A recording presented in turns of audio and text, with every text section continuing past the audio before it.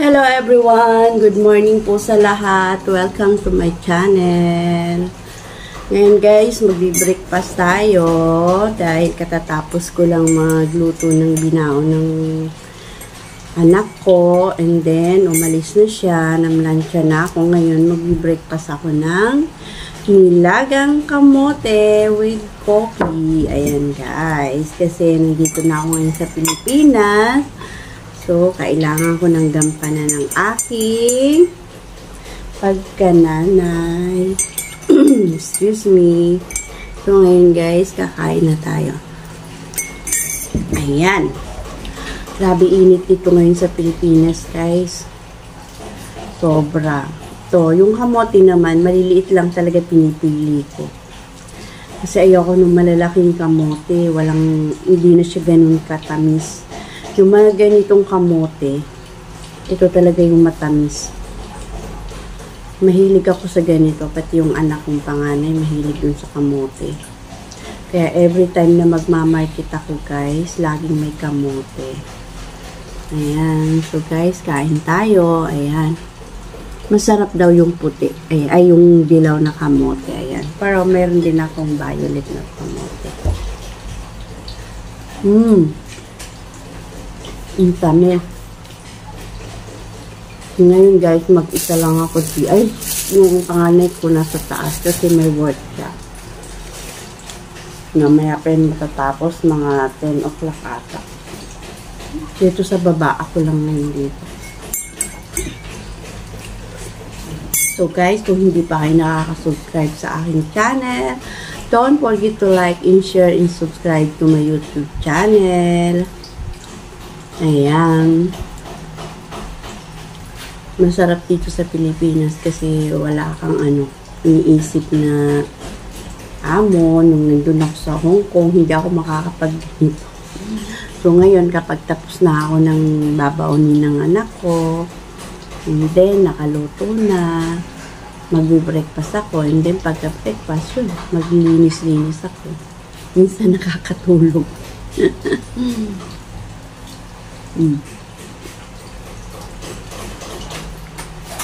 Ayan. Sarap ng kamote. Yung pagkalaga ako, sakto lang yung tubig. Kaya masarap siya. Kasi minsan, technique sa kamote, kapag yung maraming tubig, lumalata yung kamote. Kahit anong sarap ng kamote, kahit anong tamis ng kamote, kapag malata, hindi na masarap kainin. Ayan, kape ko guys. Nababaw ata. Ayan.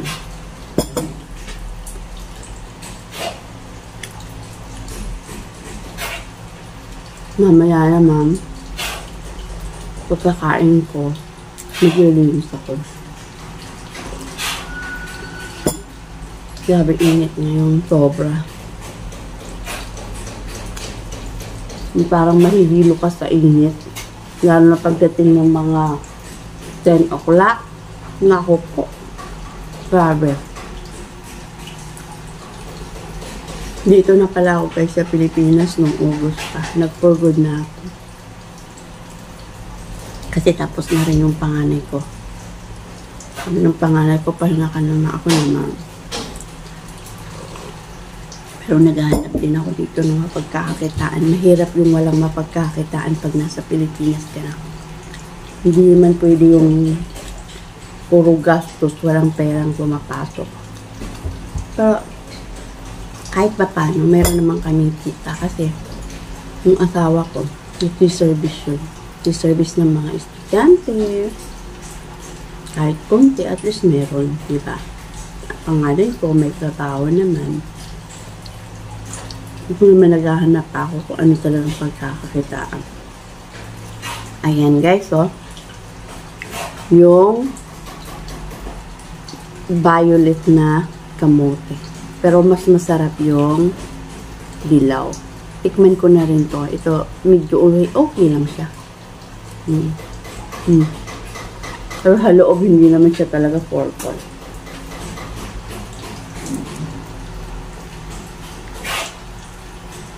Sarap lang talaga pag nasa Pinas. Yun ang pagkakaiba. Anong pagkakaiba ng nasa ibang bansa ka? Ang pagkakaiba nun, una sa pagkain. Sa Pilipinas, kahit anong gusto, pag may pera ka, pwede mo kainin. Pag nasa ibang bansa ka, kahit ka may pera, di ka naman makalabas eh. Pwede kang lumabas kapag magmamarket ka, pwede kang makabili. Nakakahit naman, gusto mong kumain ng kung anong nilaga, hindi ka pwede kasi hindi ka pwedeng laga ng kung ano-ano gamit ka ng gamit ng gas. Kami trabaho kayo. May oras ka lang kumain, may oras ka lang magpahinga. Pero pag nasa Pilipinas ka, kung nasa bahay ka lang, kahit magpahinga ka na lang magpahinga. Yun nga lang, tataba ka. So kaya guys, ito lang. Dati nagbe-breakfast ako ng kanin. Eh medyo napansin ko lumulubo na ako. Hindi ako naman pumanda ng lumulubo na ito. Ang hirap. Kung nagkakaedad ka na, mas mahirap magpapayat. Kaya kung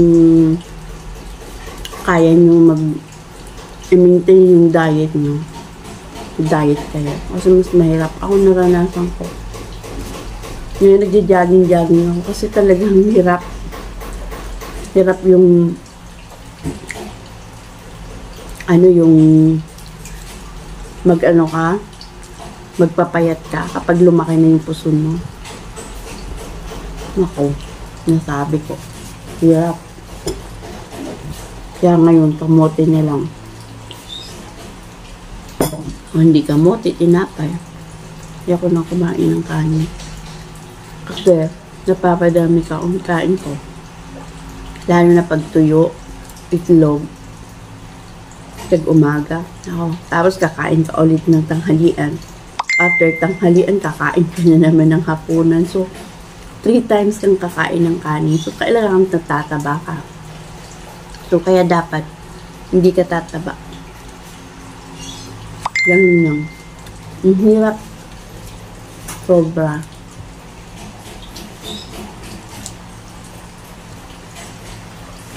Kaya dapat maintain talaga. Sayang naman yung katawan mong maganda. Tapos bigla ka makita nila. Lobong-lobo ka na. Kaya walang masama kung yun ang choice mo, diba? Pero mahirap. Kasi, yung trabaho mo, minsan, apektado sa taba. Mabagal kang kumilos, saka minsan yung paa mo, masakit. Ako ito naranasan ko nung dumagdag yung timbang ko. Sobra. Para akong hindi na makalakad. Kasi para siyang ang bigat. Yung talampakan mo masakit. So, kailangan mong i-diet para bumalik sa dati. So, ayan guys, yung pagkiluto ko ng kamote, talagang, ayan, hindi siya basa. Kung basa kanin, saktong-sakto yung ano niya. Yung tubig. Ganoon ako magsaing ng kanin. Kailangan ng kanin, sorry. Ng kamote. 1 baso lang na tubig at mahina lang yung apoy. Kasi once na nilakasan mo, sunog naman. Ilang beses na nangyari sa akin yun. Lalaga ako ng kamote or saging. Pagtingin ko, ang itim na ng kaserola kasi yung tubig, sakto lang. Tapos ang lakas ng apoy. Guys, after nito mag-breakfast ako, magugas naman ako. Nandun ako sa lababo naman. Ayan, dito kami sa simpleng bahay namin, dito sa Bulacan. Grabe na itim ko guys, kasi lagi kami nasa baba. Ito swimming, minsan nasa beach. Ayan. So guys, don't forget to like and share and subscribe. Ngayon guys, nag-video na ako palagi kasi last time kaya ako nag-video, sira yung phone ko. Ngayon, nagdalawan ako ng anak ko ng phone, kaya maganda na yung phone ko. Gusto ko na ngayon mag-video. Dati short video lang palagi. Kasi yung phone ko, kapag binibidyo mo, gumagalaw-galaw, gumagano-ganon. So, ngayon, okay na yung phone ko. Start na may upload ng video. Huwag nyo naman kalimutan panoorin yung mga video ko, guys. At huwag nyo naman skip yung ads.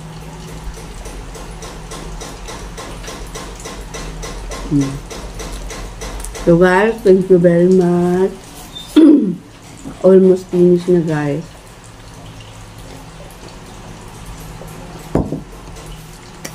Ingat po tayo, inom ng tubig palagi. Pag sobrang init, huwag nang lalabas-labas at laging magdala ng payong. Pag lumalabas, kasi grabe talaga init, nakakahilo lang. Kakatakot yung high blood, tapos ang init. Yun ang nakakatakot ngayon. Kaya maraming nai-stroke ngayon dito sa Pilipinas. Kasi sobrang init. Kaya yung ibang school nag-suspended na sila ng klase kasi sobrang init ng mga estudyante, kawawa. Ginawa online na lang. Pero yung sofa, yung mga service ng asawa ko, di pa. Tuloy pa rin. Aircon kasi sa nila. Kasi private sila. Yung iba kasi walang aircon, kaya talagang nahihirapan yung mga bata. So guys, ayan, tapos na ako. May natira pa akong isa. Busog na kasi ako eh. So don't forget to like and share and subscribe to my YouTube channel. Thank you very much, guys. God bless to all of you. And then keep safe always. Bye-bye.